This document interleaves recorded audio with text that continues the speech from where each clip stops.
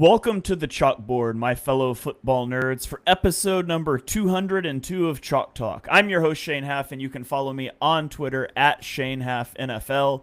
I'm joined by the best co-host in the game. You have heard him on the Tough Cover radio show. It is Mark Henry Jr. Give him a follow on Twitter at Mark Henry Jr. NFL. Mark, how are you doing today? We made it. We made it. And how I'm doing, we're obviously going to talk about what people are calling the game of the year. Our first comment immediately, game of the year.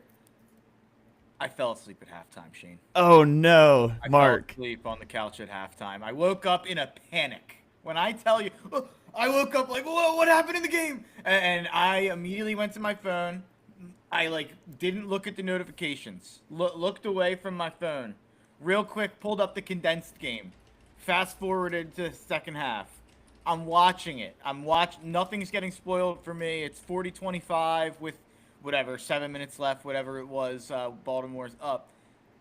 And then I get a notification right as that's happening from Twitter, from Schefter, Ian, talking about the Ravens' shocking loss last night. I was like, what? I was there losing this game. The unbelievable way for me to experience the game.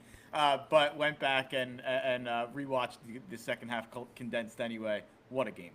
Yeah, unbelievable, and yet also like the most predictable outcome ever, perhaps. And we're going to get into that.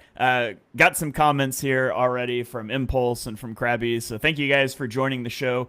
For those new viewers, maybe you found the network over the offseason, we're just going to give a brief recap of what this show does, and then we'll dive in. We don't really talk about the Eagles on this show. We might mention them in our final thoughts, but this show is designed to give Eagles fans a look at what's going on in the rest of the league. So whether you're an Eagles only person that just wants to know what's going on around the division and around the NFL, whether you're a gambling guy, you're a fantasy guy, whatever, this show is designed to give you a snapshot of the league. And so we will record almost every week on Mondays. It might be Tuesdays some weeks. And we'll talk about every game except the Eagles game. And in this case, obviously, the Monday Night Football game that has yet to be played. And so I do try to timestamp these games in the podcast description in case you are just interested in a few games. However, with ad insertions and some of the editing that happens, those do get off, so it's just a ballpark. So I had somebody be like, it was off by a minute and a half. I honestly just can't know that with how ad insertions work. So it's just to give you a ballpark, but we're always going to go in order, and we are going to kick off this time with the Friday night game in Brazil. It was the Chiefs against the Chargers. The Chiefs fall 21-27. And Mark, the Chargers drafted a running back in the first round, and they didn't really use him much, opting to attack the Chiefs through the air. And so many times we see teams get conservative with a lead. I'm looking at you, Ravens. The Chargers didn't do that. Clinging to a 6-point lead after giving up a field goal with 2:34 left, the Chargers went pass. Then they did call a run, pass that went into a sack, and then they called a pass on 3rd and long and sealed the game with a Justin Herbert 19-yard scramble on 3rd and 14 after Chris Jones just lost his mind and lost contain on that play. Kind of top takeaways for me in this game is that Quentin Johnston looked really good for the Chargers, and that's huge. If he can develop into a decent player, he was their leading receiver, 5 catches for 79 yards and 2 touchdowns. Ladd McConkey added 74 yards. Keenan Allen had a good game as well, 68 yards and a touchdown. And the Chiefs' defense just simply couldn't slow down the Chargers. They gave up 394 yards. The problem started up front. The pass rush couldn't get there. Then they went blitz heavy, and Justin Herbert was able to deal with that well. On the Chiefs' side, that Xavier Worthy injury, when he collides with Travis Kelce on a mesh concept early in the game, it dislocates his shoulder. That's huge because you already have Rashee Rice out for 6 weeks with a suspension. It sounds like Xavier Worthy is going to miss time now. And the biggest beneficiary was Hollywood Brown. So if you're a fantasy guy and he was available, maybe you scoop him up because he's got to throw the ball to somebody. My final lingering thing from this game is I absolutely hate the Patrick Mahomes throwing his shoulder to defensive back on the sideline thing. We have seen defensive backs penalized so many times, hitting Mahomes as he goes out of bounds. Even a year or two ago, we saw a Packer flagged for hitting Mahomes before he was out of bounds, just because he was running out of bounds. And so for a defender to concede Mahomes going out of bounds and him to drop that shoulder, that's just absurd. I hope a defensive back just levels Mahomes the next time and eats the flag, because that's stupid. The NFL's got to do a better job and clean that up. But what were your thoughts on the Friday night game? This is the Justin Herbert that when people defend him, this is the guy they're talking about. And I used to be a Herbert hater, and I feel like I completed my mission a couple years ago when he stopped being mentioned with Josh Allen and with Lamar and with Joe Burrow and with Mahomes, and when he stopped being just definitively put ahead of Jalen Hurts. Not that that doesn't happen still. But I think you've probably noticed, Shane, over last year going into the year, I was expecting the Chargers to be bad. And when they won 11 games, it really did kind of, even though, did Herbert throw for 5,000 yards? Did he have 50 touchdowns? Did he have an MVP season? No, but I don't think that team was that talented. I think they got by on really good coaching from Harbaugh and Jesse Minter, the defensive coordinator, and really efficient and good quarterback play with really only one weapon last year in Ladd McConkey from Justin Herbert. So I really started, and of course he has the playoff meltdown last year, and I think that completely took over whatever narrative of the public or the casual specter of the NFL. That's going to be what people remember about Justin Herbert. So I almost feel like he went from being this guy who was mentioned top 5, with those top flight guys in the league, to now, if you say something positive about Justin Herbert, you're getting tweets that are like, he's a loser, right? And like, he stinks, right? And it's like the pendulum swung way too far the other way after that playoff performance. And I'm psyched for Herbert that he came out and kind of shoved that down people's faces and played one of the best games he's ever played of his career. Just I don't know if he made a bad throw all night. Yeah. Definitively. He was really genuinely near perfect in that game. I will say, you mentioned they drafted a first-round running back and they barely used him. He got 17 touches. He got 15 carries.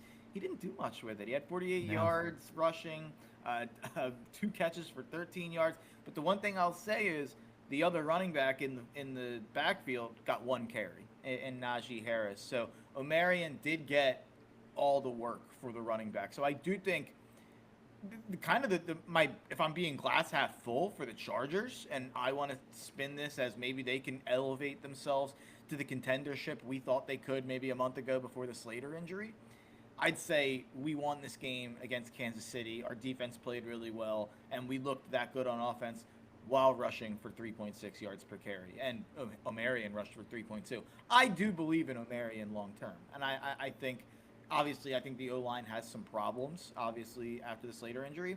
I do think Hampton's going to be a 4.5+ yard per carry guy the rest of the way. So if you add a dangerous running attack to that offense, to how good Herbert looked, and you mentioned Quentin Johnston stepping up. You have Keenan Allen, 7 catches for 68 yards and a touchdown. You really felt their chemistry. They obviously played together in years past.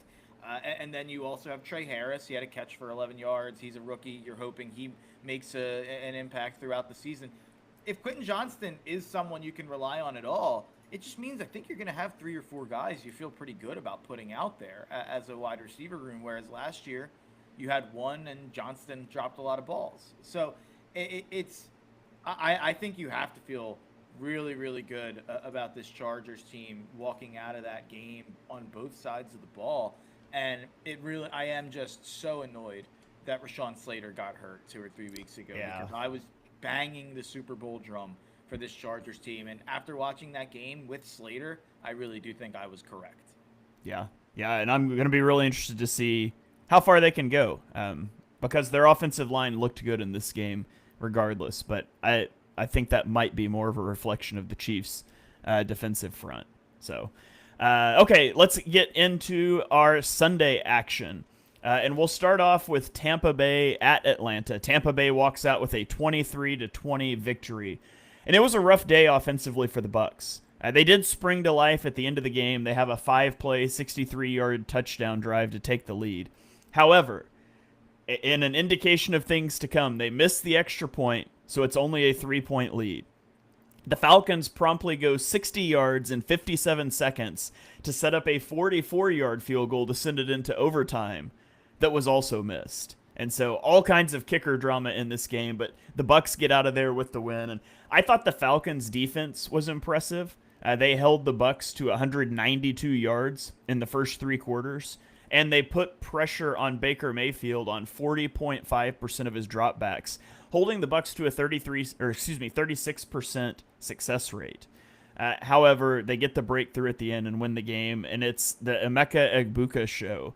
Catching the game winner is a beautiful pass from Baker. He only gets 4 catches in the game, but he goes 67 yards and 2 touchdowns to put a cap on this one. So the Bucks move to 1-0. Mark, top takeaways from this one. By the way, I see the comments about my mic. That'll be better next week. This is the maiden, what's the not the maiden voyage, the final voyage for this microphone. This is the last time this mic will ever be used. R.I.P. I walk out of this game. Let me jump in real quick on the audio. For those of you watching live, if audio is ever a struggle, it will be better when it pushes to the podcast feed. So apologies. Riverside does not allow me to mix live on the air, but I can correct that afterwards. So it'll definitely be better in the podcast feed later, and hopefully Mark's going to get a better mic by next week. So yeah. I not hopefully. I've said it before. I will be getting a better mic in the rest of the episode. I'm screaming into this mic. So my apartment complex, I apologize, and if it starts to be annoying to the commenters, I apologize. But I walk out feeling fantastic about both of these teams, the Bucks and the Falcons. Just a little. Obviously, we had Impulse commenting earlier. I know he's a follower of mine, big gambling guy. I'm looking at both of these teams' upcoming matchups. Tampa's in Houston next week. I don't think Shane's looked at the lines yet. Shane, what do you think that line is? Tampa in Houston on Monday Night Football. Tampa in Houston. I would say Houston minus 2.5. You are correct. I was shocked by that number. It's 2.5. That's a great call by Shane. Let's go. Did anyone watch the Houston offense yesterday? We're going to talk about that when we get to that game. But I understand the Bucks didn't look great in this game, but this is kind of why we like the Bucks, because we believe in Baker when it comes to those late game situations, and we think they're going to be able to make the plays in a close game. And I feel like they've done that year in and year out. This is a game where they were not able to run the football, and I like you said, I think I'm walking out of this game. I don't think the Bucks offense all of a sudden is not efficient and not going to be good. I think this was an impressive performance from a Falcons defense that added a lot. It's a much different unit than last year. Obviously, we made fun of the draft trade, but they brought in 2 guys. I'm not diving into the numbers to look at how Jalen Walker and James Pierce did. I think they brought in some vets also in that front 7. So that Falcons game, I know they lost it, but I really do think that I'm walking out of this game feeling better about both of these teams. The Falcons also go on the road to Minnesota. We'll see how that goes tonight. But I always love betting against Monday Night Football teams playing on a short week on to Sunday. I think the Falcons might win that game on the road in Minnesota. I think these are 2 teams I'm walking out of this week being like, I think they're both going to make the playoffs. Maybe that's crazy. I'm not saying they both played amazing. But if Penix looks as competent as he did, 27 for 42, 298, a touchdown. I thought he made some plays on the ground too a little bit.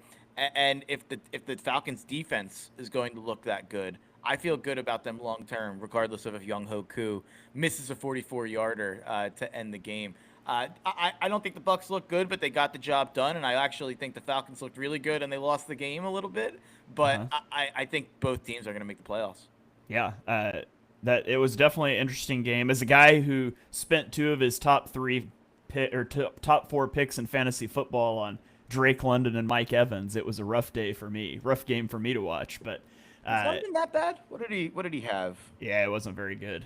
8 for 55. Yeah, it's not great, but yeah, 13.5 probably for fantasy. It's not terrible. Yeah.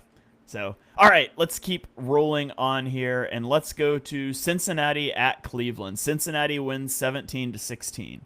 And I just want to point out that top 5 NFL quarterback Joe Burrow with a top 2 wide receiver duo in Jamar Chase and T. Higgins threw for 113 yards and 1 touchdown in this game.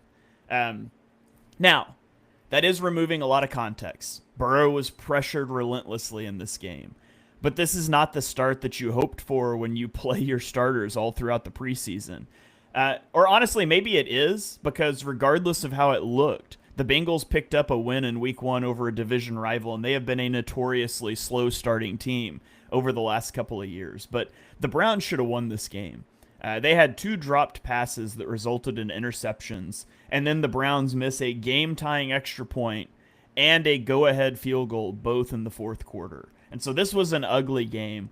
The 141 total net yards of offense that the Bengals put up, though, was the second lowest in Bengals franchise history. And so regardless of how you feel about the Browns defense, and maybe they're going to be awesome again, it's got to be a disappointing start for a team like the Bengals, despite the fact they walk out with a win. Andre, how do you say this? The kicker's name? Andre Szympt, Szmyt. Man, if you're a Browns fan, you gotta be really not feeling good about that guy. On principle, I refuse to learn kickers' names that miss multiple go-ahead kicks in the fourth quarter. And it's funny because I'm a huge college football guy, huge college football gambling guy. And if you're on like a pretty good college football team, I usually know the kicker because I get all the notifications for pretty much every important game, and it gives you the extra point as well.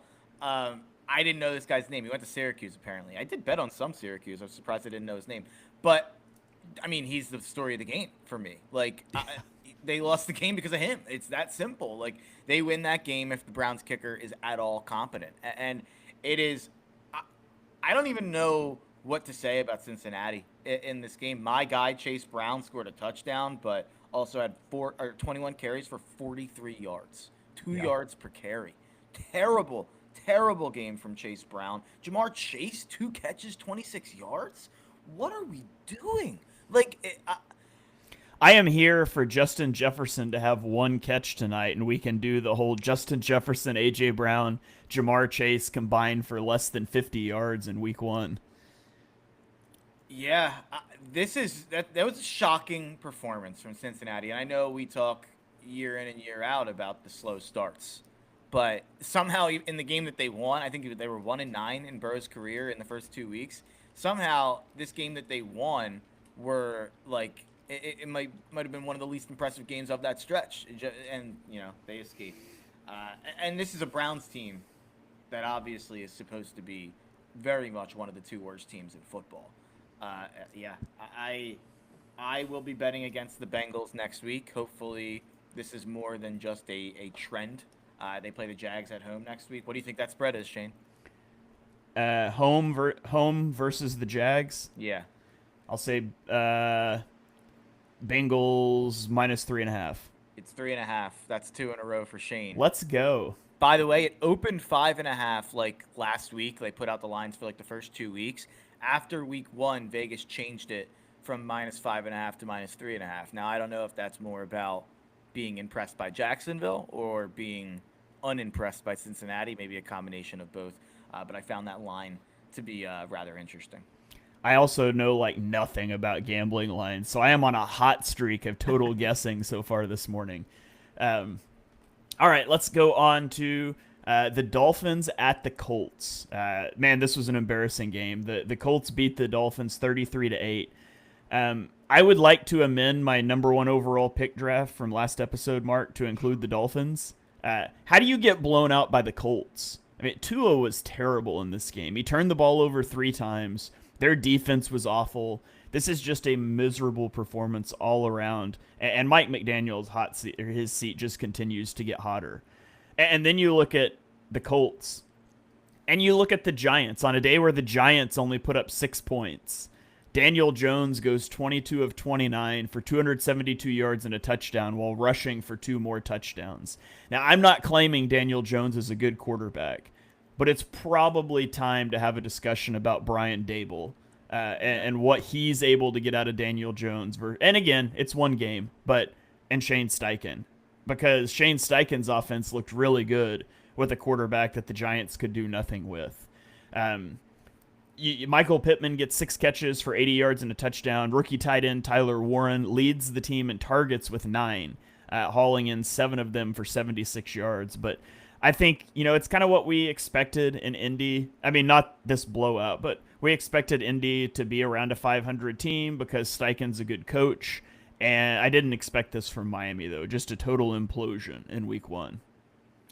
Yeah, I honestly feel as if this game has nothing to do with the Indianapolis Colts. Like, I don't even want to talk about the Colts from this game. Like, all I want to talk about is that the Dolphins are going to have one of the all-time dumpster fire seasons ever here. Was Mike McDaniel our first pick in First Coach Fired? Because he absolutely should have been. Anyone who invested a lot in fantasy, to Tyreek Hill, to Devon Achane, to even though Achane was incredibly efficient in the game, he only got 7 carries because you're down so big right away. But Achane, Hill, Waddle, if you invested any fantasy capital in any of those guys, it's your own fault. You could have seen this coming. We all predicted that this could be a disaster class dumpster fire season by the Miami Dolphins. And I think somehow, and it's funny, I was joking on my radio show about how nobody's high on the Dolphins. The only person I've heard was Peter Schrager, went on Bill Simmons' pod last week and was like, nobody believes in the Dolphins. They could make the playoffs. And that's the first person I heard say, and Bill Simmons made the joke that it was the first person he heard say anything positive about the Dolphins. So I was saying on my show that was a game I was not betting on because I was low on both teams. And I was like, everybody hates the Dolphins so much that maybe they'll show up and, have a little FU mentality because everybody's picking against them.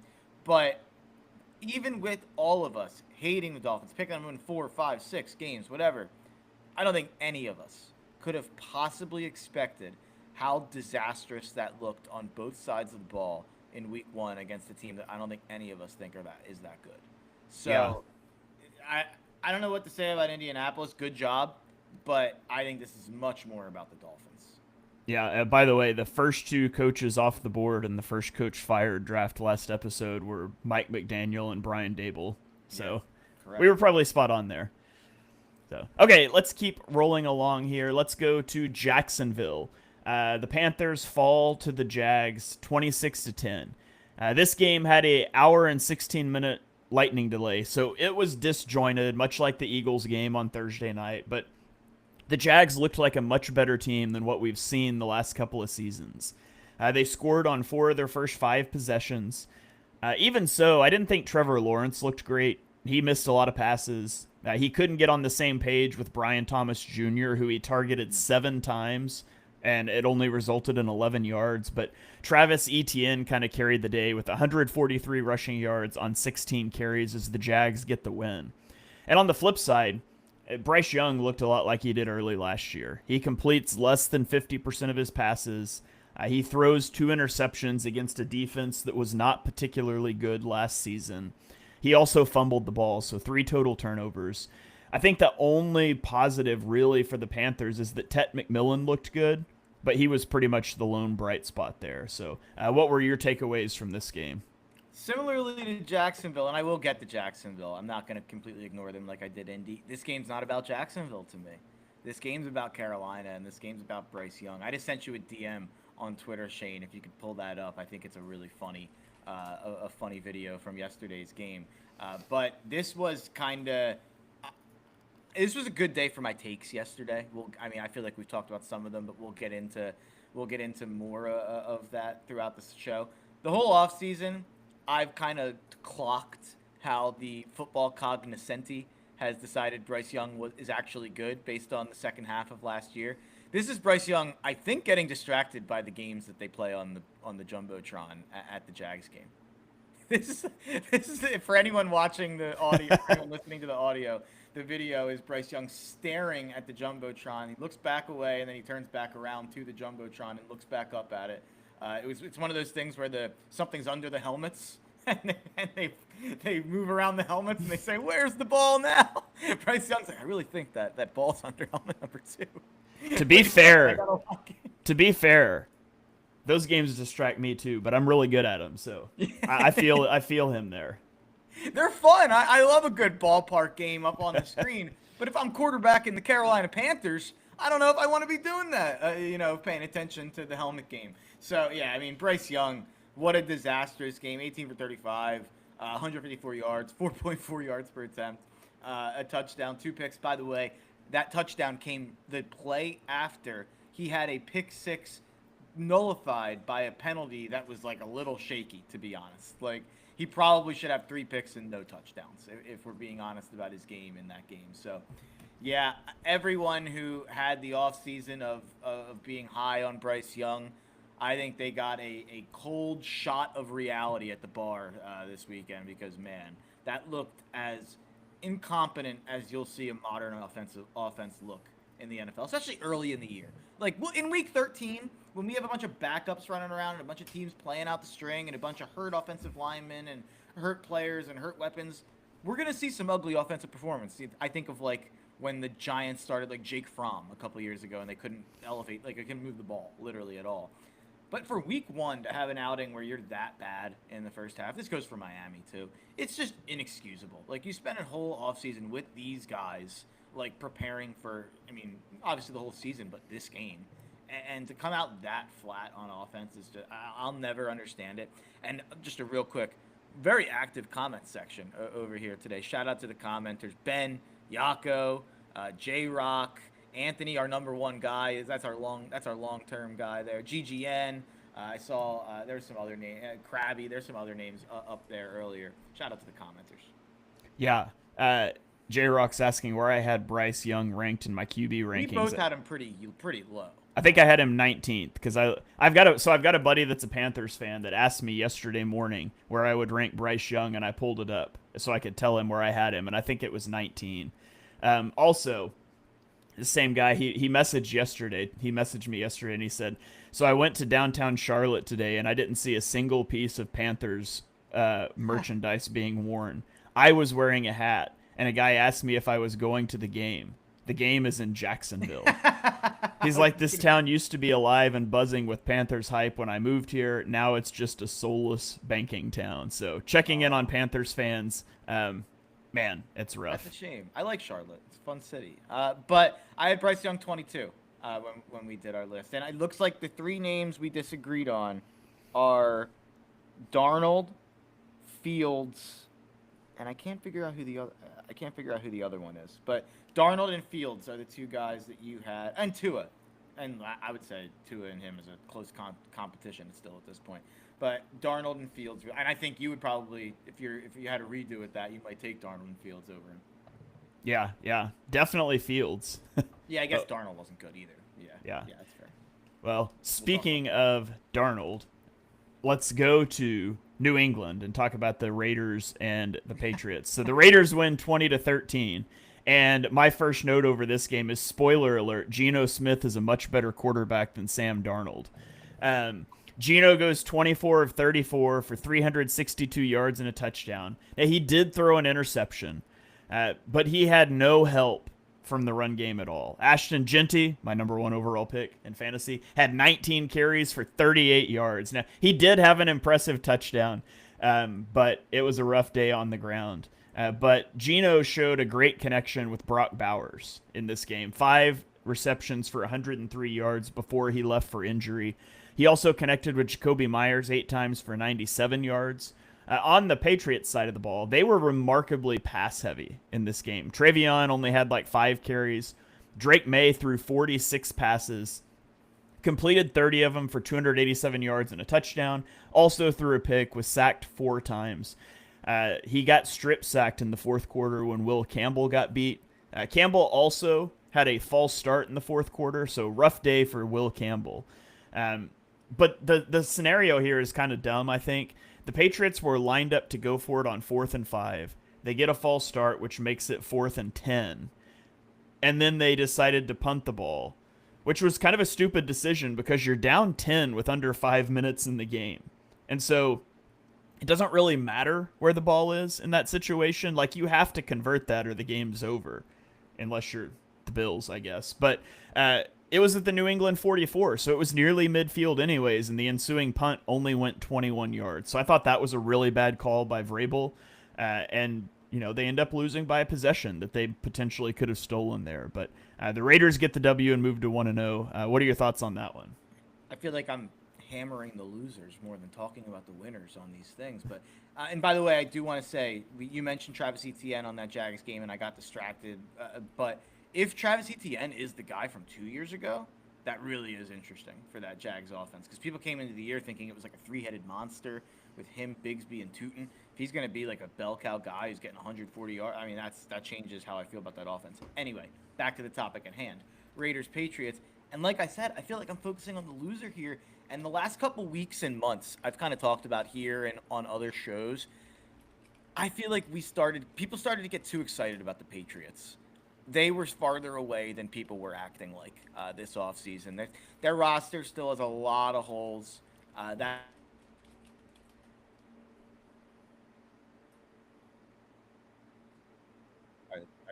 You still got me? Yeah, I still got you. I'm not sure what happened there, but But the weird thing I'll say, and despite all the holes on the offense, all the stuff with the Patriots, whatever, the holes on all over the roster, which are plenty, I think, with this Patriots team, they still had a chance to win this game. This is a one-possession game for 53 minutes. It's 7-0, 7-7, 10-7, 14-10, 17-10. So that's what makes it so confusing. You hire Mike Vrabel, you have Josh McDaniels as the OC, and you'd think this is a team that's going to run the ball a lot, right? And even maybe Drake May runs the ball a little bit, and you'd think that this is a team that's going to run. And like you said, Travion gets 5 carries, Ramondre gets 7 carries. This is not a game where the Patriots were down big all game. They were up 10-7 at halftime. They were up 10-7 until midway through the third quarter. And it's a like I've said, a one possession game until midway through the fourth, and you're not running the ball, and you're putting that much on Drake May behind a bad O line with bad receivers. Like, run the ball, help him out, like get him into play action, let him use his legs in those ways. Like, it felt like they were putting shackles on Drake May, even while they were somehow letting him not run. Like, I don't know if what I'm saying makes sense or adds up, but it just felt like they weren't doing anything that would be conducive to what I think Drake May is good at, and they weren't helping a young QB with a rough O-line at all by running the football. So I felt like this was a horrible, horrible offensive game plan that robbed them of potentially winning the game. I know Geno threw for a ton of yards in this game, but like you said, they came into the game clearly with the strategy of shutting down Genty and shutting down the running game and kind of giving a little bit to Geno, letting him kind of cook a little bit. And cook he did. But even with that, they put up 20 points. Like, it's not like they were moving the ball every drive into the Patriots' territory. Like, this was not a dominant offensive performance. In fact, I think it was in some ways a good defensive performance from New England, especially without Christian Gonzalez. And the offense, and especially the offensive game plan, is, I think, what really shocked me in this game from New England. Yeah. All right, let's keep rolling. Let's go Arizona at New Orleans. Arizona wins 20-13. The Cardinals had a pass breakup on a pass into the end zone to Chris Olave on the last play of the game that would have sent this into overtime. If you need that to beat the Saints, you probably just aren't a good football team. And I think that's all we really need to say about this game, to be honest. I'll mention a couple other things, but the Cardinals started well. They scored 4 of their first 5 drives, but then they came up empty on their next 4 possessions to give the Saints that chance. Marvin Harrison Jr. did have a decent game, 5 catches, 71 yards, and a touchdown, so they obviously need to get him and Kyler on the same page this year. And the only other thing is just a legacy thing, but Cameron Jordan had 1.5 sacks in this game, which now gives him the New Orleans franchise record at 123 sacks. So shout out to Cameron Jordan. Been around a long time. Been a good player for a long time. Just stuck on a perpetually bad team now. But anything of interest to you in this game? Spencer Rattler outplayed Kyler Murray in this game. Like, matchup of former Oklahoma quarterbacks there. Spencer Rattler was, I think, like, to the eye test. And you look at the stats, you can make a case for either of them depending on which stat you want to talk about. But I thought Rattler was better. And not that I'm telling you that, by the way, what I'm saying there, don't mistake what I'm saying for me saying Spencer Rattler played well. That's not what I'm saying. I'm saying he played better than Kyler Murray. And this Cardinals offense is just, they got, Trey Benson broke a 52-yard run. If you take that out, their running performance was not good. Obviously, that's hard to say. You break a long run, that counts as part of your running performance. But They got outgained by the Saints in this game. A Saints team that we both very much projected to be the number 1 pick this year, and I still think that. I still think they're going to be the number 1 pick.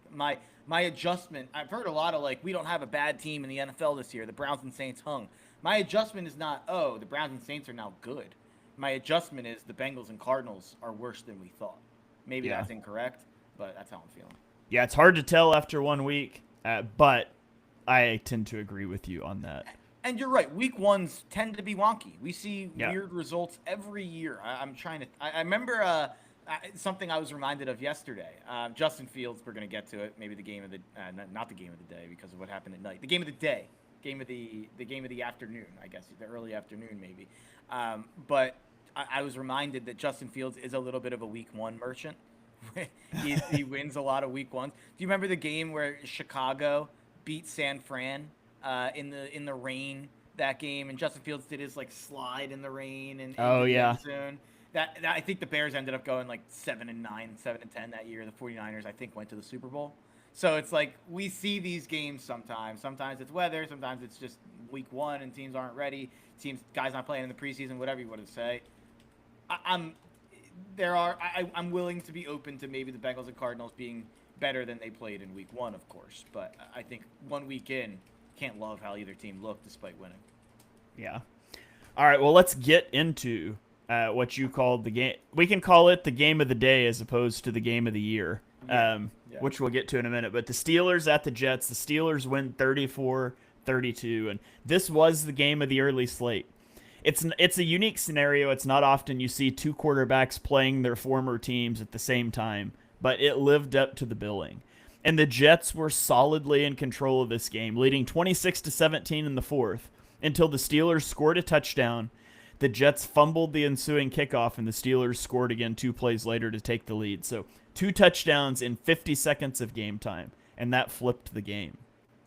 The Jets did respond with a touchdown to take the lead, but the 2-point conversion failed, leaving it a 1-point game. And then Chris Boswell boomed a 60-yard field goal to win that game for the Steelers. Aaron Rodgers goes 22 of 30 for 244 yards and 4 touchdowns in this game. He did take some sacks, and I just didn't think he looks like he can move very well, but it was a good game for him through the air. Justin Fields goes 16 of 22 for 218 yards and a touchdown. He added 48 rushing yards and 2 touchdowns on the ground. What I was most impressed by with him, though, was his pocket awareness. I thought he did a good job of moving up through the pocket, of keeping his eyes downfield while scrambling. I was really impressed with what Fields did on the day. The other thing I want to point out, and this is kind of a crazy stat, I had to double check this, but Sauce Gardner lined up against DK Metcalf on 30 of his 33 routes, and he allowed 1 reception for 11 yards. On the 3 routes that Metcalf wasn't covered by Sauce, he had 3 receptions for 72 yards. So just incredible performance by Sauce, and nobody else apparently could do anything against DK. But what was your main takeaway from this game? This was maybe the game I was most locked in on. I watched from Parx Casino, the sports book. Anyone out there who wants to see me on a Sunday, I'll probably usually be at Parx Casino at the sports book. But how it plays out is they have 2 games on the big screens, and then everything else is on the side screens, and you have a million screens. You get to watch every game. Commanders Giants was on the one big screen. Steelers Jets is on the other, and you know how I feel about the Jets this year and how I feel about Justin Fields. So I was pretty locked in on this Jets game. And obviously, we'll talk about Fields. We'll talk about Rodgers. 2 guys on both sides of the ball that I thought looked rejuvenated and quick. DK Metcalf, like you just said, and that makes sense. That's so funny. That's and I did make a comment. Sauce was losing his mind on the sideline after one of the drives for Pittsburgh, and I was like, oh no, did Sauce get burned? Because it's hard with so many games going on. I didn't watch a particular play or whatever that Sauce was going nuts about. But I think he was probably going nuts that he wasn't on DK, because I think it was a DK play looking back at it. And DK looked, and he's fast. We all know DK's fast. He looked like I don't know if maybe the Jets defense is just slow. Every time he got the ball in his hands, it looked like he was shot out of a cannon. I don't know if he maybe is just fully healthy, and maybe he was banged up last year or the last time I saw him or something, or maybe this Jets defense is just slow. Maybe it's week 1 and I forgot how fast DK looks on a television screen. But I thought, man, this guy looks like the DK that we were freaking out about, like when he first kind of arrived on the scene, and like how good can this guy be? And I feel like he plateaued a little bit, where I don't think DK ever became the top 5-ish guy who I think maybe when he first arrived people thought he could be. But yesterday he looked more like that number 1 DK than he did in the last couple years in Seattle, I'd say. And props to Rodgers for realizing that Sauce wasn't on him for those routes and going to him. You're totally right on what you said about Rodgers. He can't move. If he has a clean pocket, he can make the throw. He has the arm still. The arm strength is there. The zip on the ball is there. The placement's there. All that stuff. Once you get anyone in the backfield, it reminds me of Kirk Cousins last year. He does not know what to do. And I don't know how the Jets didn't blitz more in this game. Aaron Glenn, you're a defensive head coach, and I understand the counter to that is, oh, he's really smart. He'll find like the holes. I don't think he'll find them quick enough with the way he's moving in the pocket. If you get anyone in there through the offensive line within 2 to 3 seconds, I think he's in trouble. So I know that they play Seattle next week. I trust Mike Macdonald to have a better defensive game plan against the Steelers offense. But another guy on the other side of the ball, Breece Hall. Breece Hall looked shot out of a cannon out of the backfield. Every time he got the ball, he had a 2 or 3 yard run that was one of the most impressive runs of the day. he got like stopped 4 yards behind the line, had to spin, had to break another tackle behind the line, got to the line of scrimmage and kind of like got hit and carried that guy for 2 or 3 yards. And I was like, that's a 2 or 3 yard run in the stat sheet. But man, I walk out of this game feeling like they have the Breece Hall back, who was going top 5 in fantasy a couple of years ago, even if he was going in the 4th or 5th round. Sorry to talk too long about this game. This is the game I probably have the most on.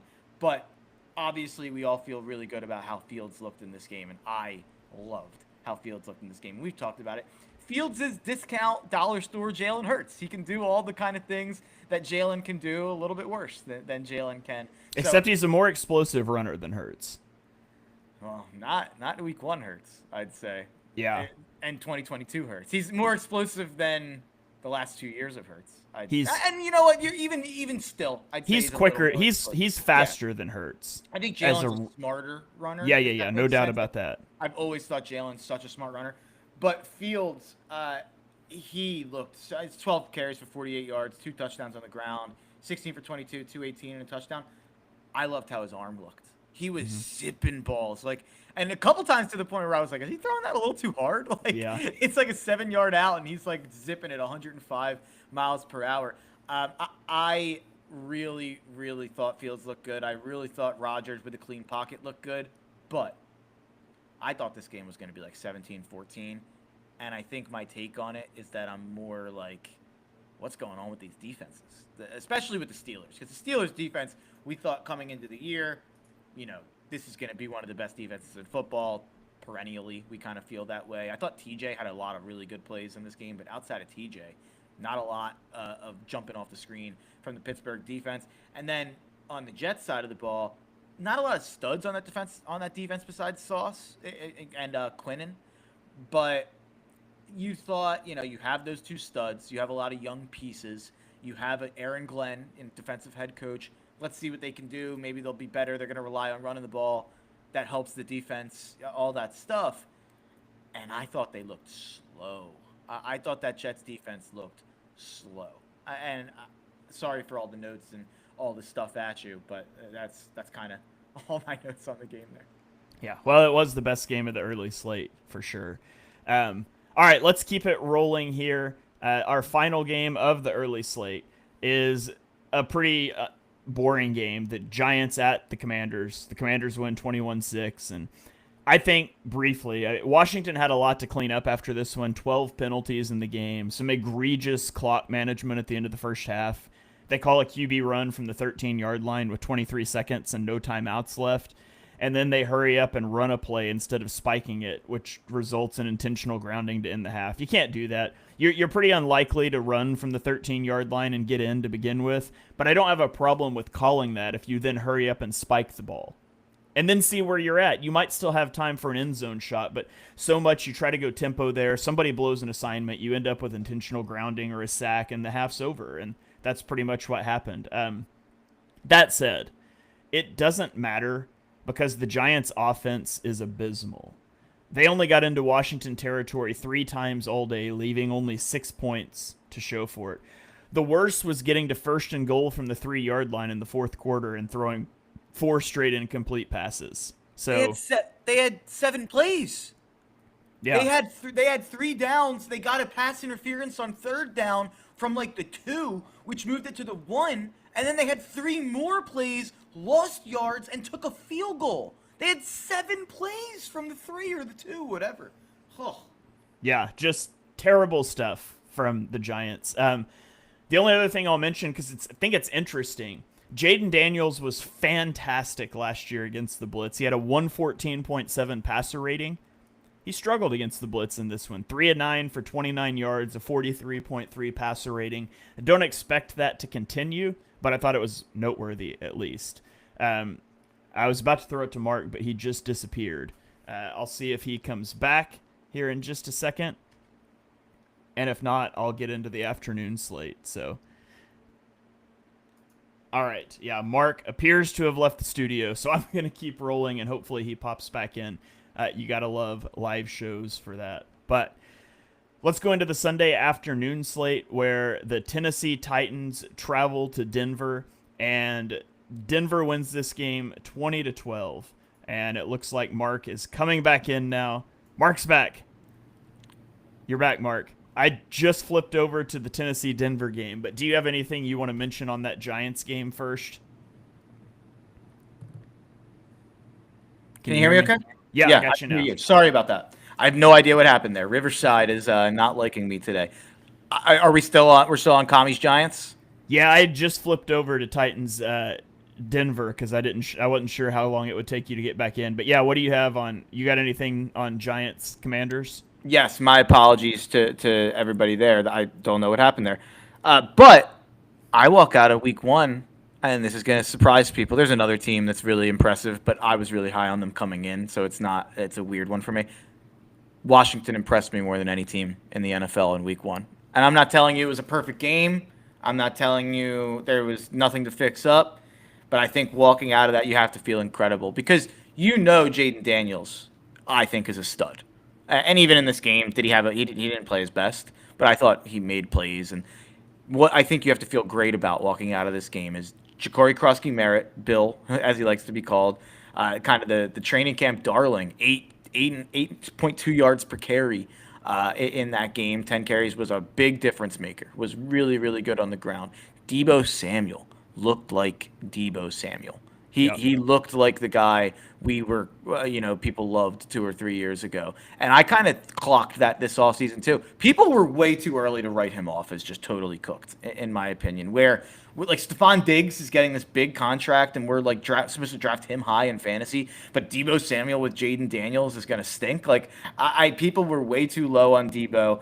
I thought he looked really good. But beyond any of that, this Commanders defense looked like a Dan Quinn Cowboys defense from his peak of his defensive coordinator days in Dallas. I mean, that was incredible. And I know the Giants are the Giants, but they were terrorized on every pass. Russell Wilson had a hand on him. It felt like every single time he dropped back. I don't know what the sack numbers looked like or what the QB hit numbers. I'm seeing only 2 sacks and only, I guess, 8 quarterback hits.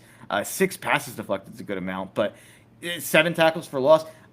I don't think those stats tell the story. This Commanders front 7 lived in the backfield in this game, and maybe you could say we should take that away from, the Giants are bad, not Washington's defense is all of a sudden good.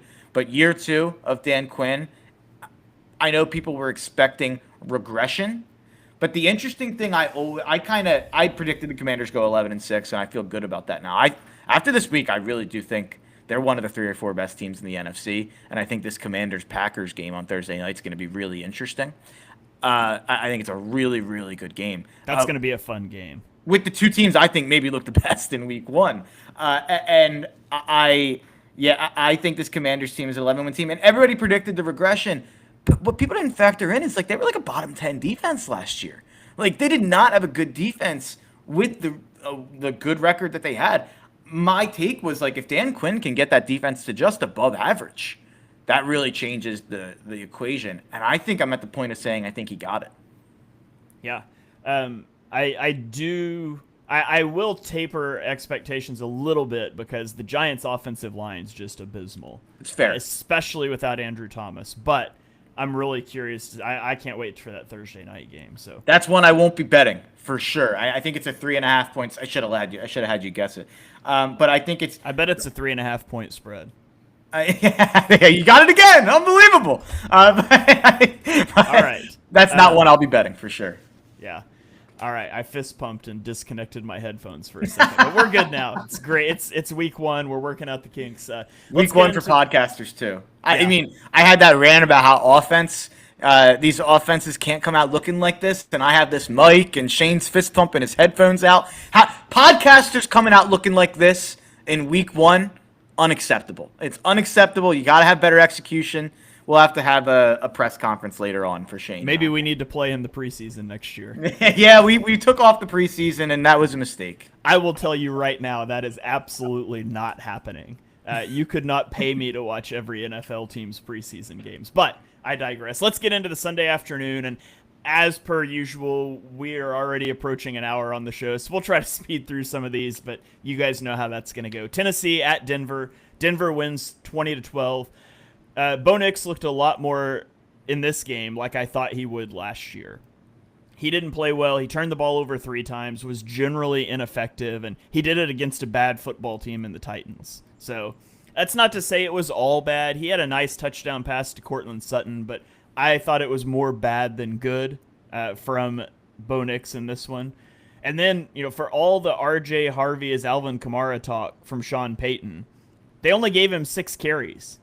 And he got 70 yards on the 6 carries. He was only targeted once in the passing game. It went for -1 yards. So I don't know on this Broncos offense. Defensively, it was a tough matchup for Cam Ward, but it didn't look good. He was 12 for 28 passing for 112 yards. And is this a typo? I wrote down 6 sacks. Did he get sacked 6 times? 6 sacks for 50 yards. Goodness. Yeah, that's 34 dropbacks for 62 net passing yards for the number 1 overall pick. The Titans also egregiously mismanaged the end of the first half.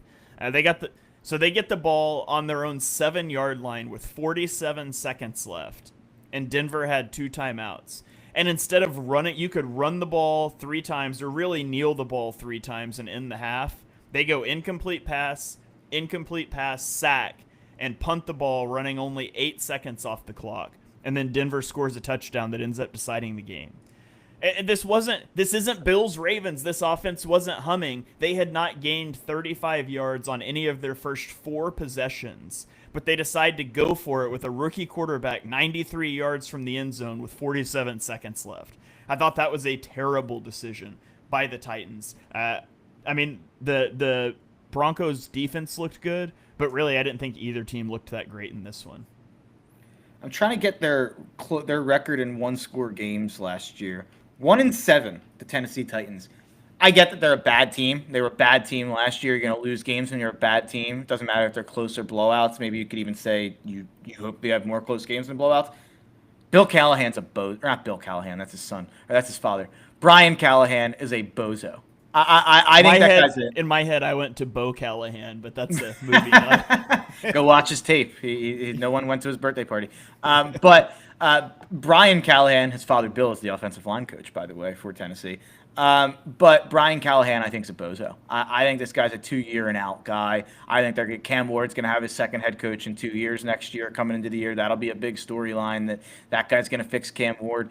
And by the way, I wasn't very high on Cam Ward. I'm not going to speak for you. I can't quite remember. We don't focus on the QBs as much as the other positions, especially from an Eagles angle. But I was not high on Cam Ward. But let me just offer a defense for Cam Ward. Cam Ward is set up in one of the worst situations I've ever seen a rookie quarterback be thrown into. There is not like any talent on that roster, offense or defense. I don't think the play caller's good. I don't think the coaching staff is good. I don't think the offensive line is very good. I don't think the weapons are good. I don't think the run game's impressive. The defense is not. I mean, Jeffrey Simmons is a stud, but like, not a lot of blue chippers on this Titans roster. Not a lot of guys to help a rookie quarterback out. So Cam Ward might suck, and I kind of thought he might suck coming into the league, but I don't even think it's fair to even like have much of a take on Cam Ward. Not just this game, but this year. Like, it's gonna be awful. Yeah. All right. But, one more thing, real quick on Denver. Denver and Arizona go into the same bucket. They're both gonna be 2-0 next week because Arizona plays. I'm blanking. They play a terrible team, and Denver plays Indy. And everybody's excited about Indy, Daniel Jones, yada yada. They're gonna crash back to earth, and Denver's gonna beat another bad team. They're gonna be 2-0, and both of those teams are gonna be 2-0, and everybody's gonna be like, oh, they're pretty good. And neither team is good at all. That Denver team was begging to lose that game to a competent team yesterday, and Tennessee is not competent. Yeah. All right. San Francisco at Seattle. San Francisco wins 17-13. George Kittle left the game in the second quarter, but Jake Tongues, a depth piece at tight end, wrestled the ball away from Tyreek Woolen in the end zone for the game-winning touchdown. He entered the game with 0 career receptions despite being in the league for 2 years. And the 49ers take that lead with 1:34 left. So the Seahawks did have a chance, and Sam Darnold hits JSN for a 40-yard gain. But then Sam Darnold fumbled the ball on a pressure from Nick Bosa, and San Francisco wins the game despite missing 2 field goals in this game, as kicker continues to be an issue for them. I am here for all of the Kyle Shanahan throwing dirty looks at the kicker for the second year in a row, despite not doing anything to fix it. Christian McCaffrey had 142 scrimmage yards in this game, 69 rushing and 73 receiving. He didn't look good as a runner, though, at all. Ricky Pearsall had 108 yards on 4 receptions, so that's nice for the second-year guy. For Christian McCaffrey, this was his 31st game with more than 50 rushing yards and 50 receiving yards. And so he trails Marshall Faulk, who has 41 such games. Nobody else has ever topped 25. So wasn't impressed with how he looked on the ground, but he did look good as a receiver. What were your thoughts on this one? Do you know the percentage of JSN, what he had for the offense yesterday? No, what was it? JSN had 9 catches for 124 yards. Sam Darnold had 16 completions and netted 146 yards. They had 22 net passing yards that were not to Jackson Smith and Jigba. That's unbelievable. I mean, that's unreal. And my 2 big takes on the game, I'll keep it pretty brief. The Seattle Seahawks, where I want to get the exact situation correct. It's a 10-10 game. Seattle gets the ball back with 7 minutes left. They run an 8-play drive where they have 4th and 1 at San Fran's 19 with 3 minutes and 24 seconds left. San Fran has all 3 timeouts. What do you do, Shane? You go for it. You go for it 1,000% of the time, not just because you want to try to go put 7 on the board and make it harder for them to tie you.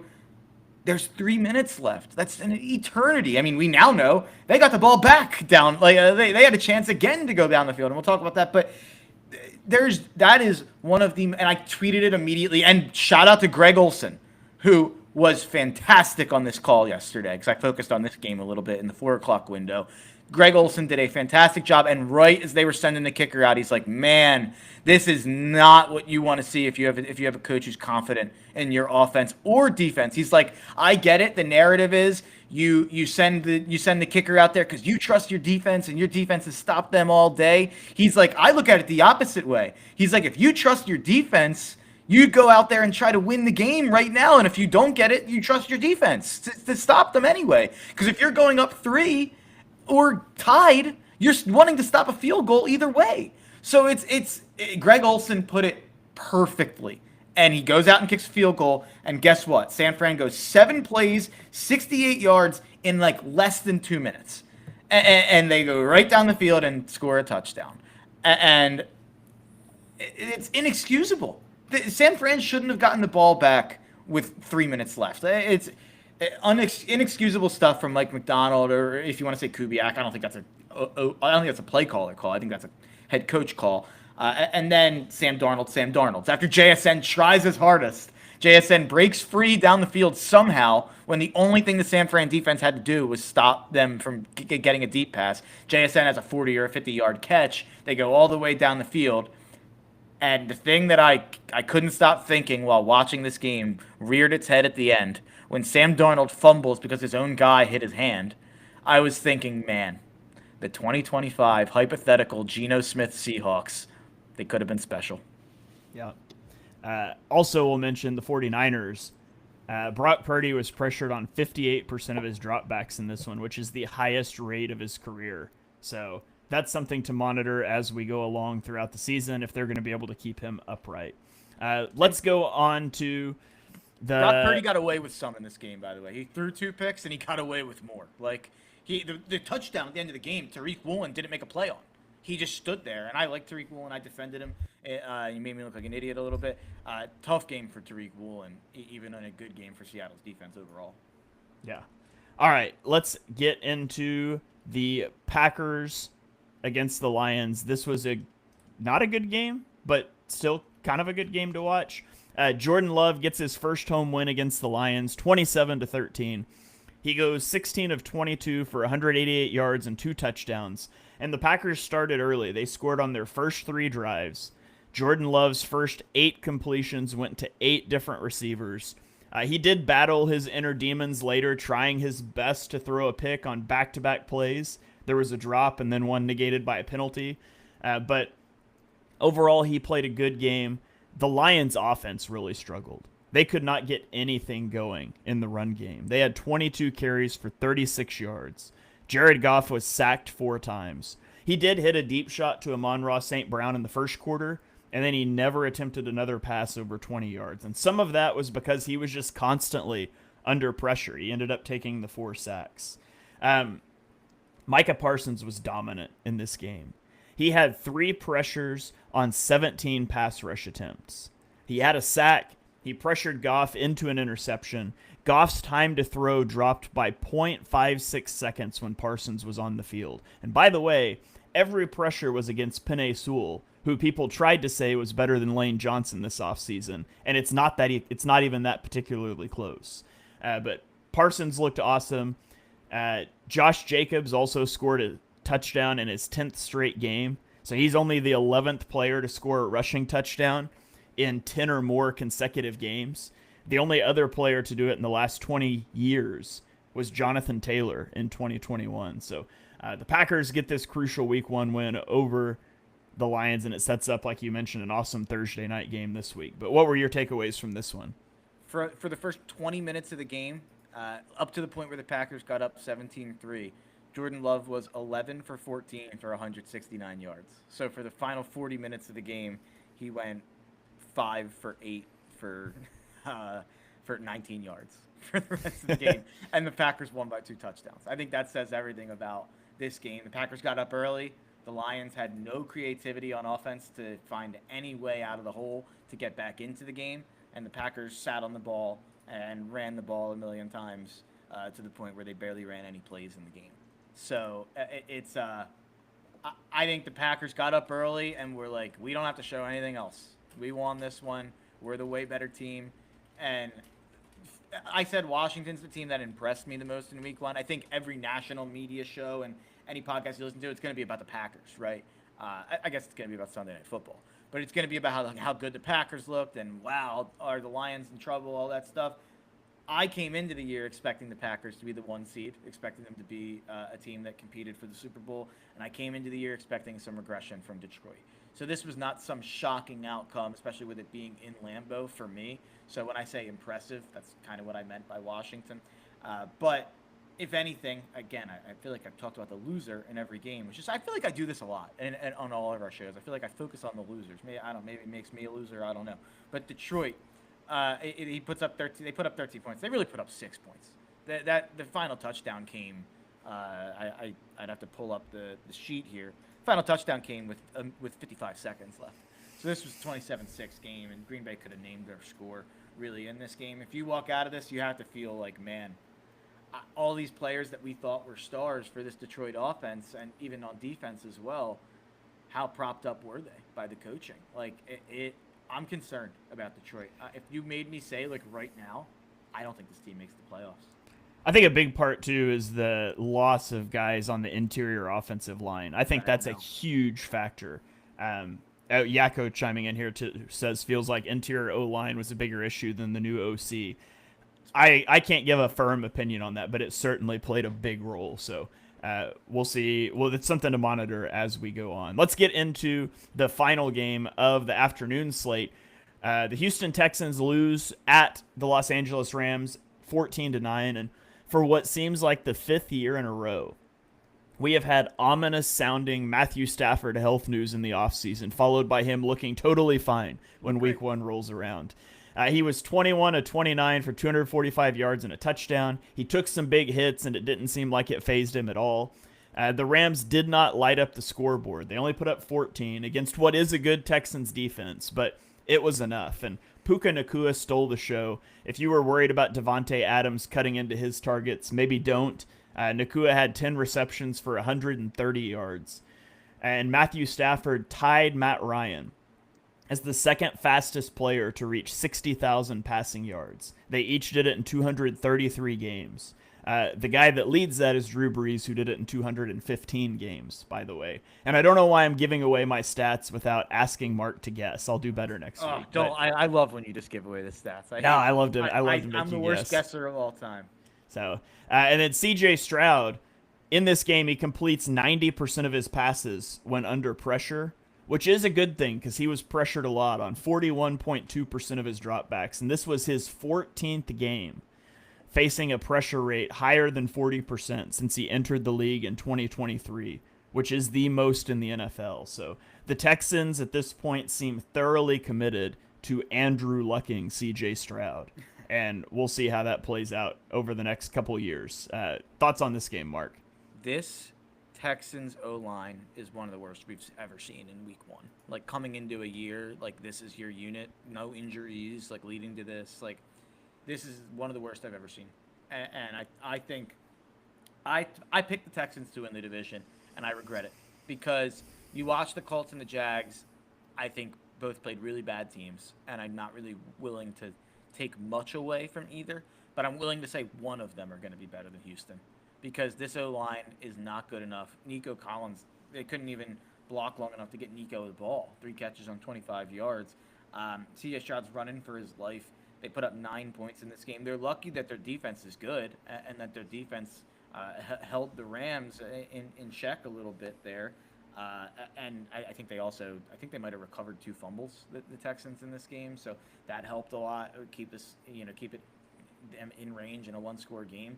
But I don't know how people watched this game and then made Houston a 2.5-point favorite next week against Tampa Bay. Todd Bowles is going to blitz that Texans O-line. I don't think Stroud or the O-line are going to be able to handle it. So I think this might be a rough year for Houston. You have Tampa Bay coming up next. Then you go at Jacksonville, Tennessee at home. That's not a hard game. Then you go at Baltimore, at Seattle, San Fran at home, Denver at home, Jacksonville. Like, if Jacksonville's competent, that's a really, really tough stretch to get the Bucs, the Jags twice, the Ravens, the Seahawks, the Niners, the Broncos. I think we might be talking about like a 2-6, 3-5, 3-6 Texans team at midseason. And I don't know. And hey, there's someone commenting that they disagree. Houston's defense looked great. I'm not taking anything away, but they're going to probably get a couple injuries. It makes it harder for the defense to perform at such an elite level to pick up such a slack for that offense. And I'm sure they will split those Jags games. I'll take Jacksonville being incompetent for 100. They might be. They looked good yesterday, but it was Carolina. They might suck. Liam Cohen, I think, is a good coach. So I think Jacksonville might be at least a 7-8 win competent team, which playing them twice would be difficult. But yeah, I just think this Houston O-line is going to torpedo the season. Despite D'Amico being a good coach, despite CJ being a good quarterback, despite the defense being very good, I think the O-line is disqualifyingly bad. Yeah, and you can only do so much to mitigate a truly horrendous offensive line. So, and that's where they were last year, and their response was to trade away the best offensive lineman they had. So, for not much, might I add. But yeah, I digress. Let's get to the night game. This is probably legitimately the game of the year. Like, which is kind of sad to think about. It's like, man, it's week 1 and we probably won't see a better football game this year. But what a joy of offensive football to watch. Baltimore at Buffalo, 40-41, Buffalo wins. And man, this was 2 of the best quarterbacks in the sport. And honestly, it's not crazy to argue it's the 2 best quarterbacks in the sport, duking it out under the lights of prime time. Josh Allen goes 33 of 46 for 394 yards and 2 touchdowns. He adds 30 rushing yards and 2 rushing touchdowns, leading a dramatic fourth quarter comeback. But Lamar Jackson on the other side, he throws for 209 yards and 2 touchdowns. He runs for 70 yards and another touchdown. And it was no fault of Lamar that they didn't close this game out. That falls on Derrick Henry, who had a key fumble, but also rushed for 169 yards and 2 touchdowns. But more so on a coaching staff who completely blew this game. So the Ravens had scored on 7 of 8 possessions to get a 40-25 lead with less than 10 minutes to go. And then they just took the ball out of their MVP quarterback's hands. 410 yards and 40 points on 8 drives. And then 0 points and 17 yards on the final 3 drives. Never throwing a pass unless it was 3rd and long. I mean, they go up 2 scores. They go run into a 3rd and 13 pass play and then a punt. Then you get the fumble. And then this is the worst one though. With a 2-point lead and under 2 minutes to play, they go run, jet sweep into 3rd and 9. And then they choose to punt on 4th and 3 when a first down would have ended the game. Like, so that was my question. You would have went for it there? Absolutely. Like, tough call for me. It's not even tough for me. You got an MVP quarterback. I trust him more to get 3 yards than I trust my defense to stop a quarterback who's put up 21 points in the last 11 minutes. Like, that's a go all the way for me. But you should have been going at it with that mentality from first down. Quit worrying about the timeouts that the Bills have. They don't matter. Pick up a first down and the game is over.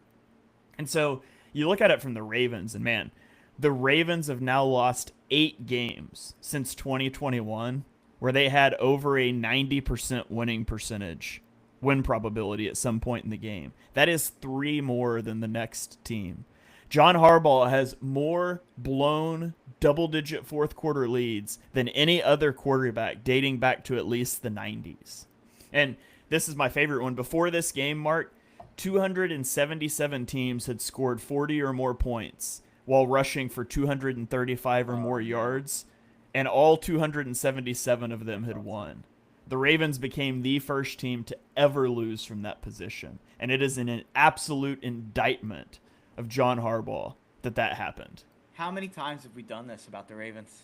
Yeah. Like saying all these stats where they did this and this and this, and they're the first team to lose when you do this and this and this, and yeah. This isn't Lamar Jackson not being clutch.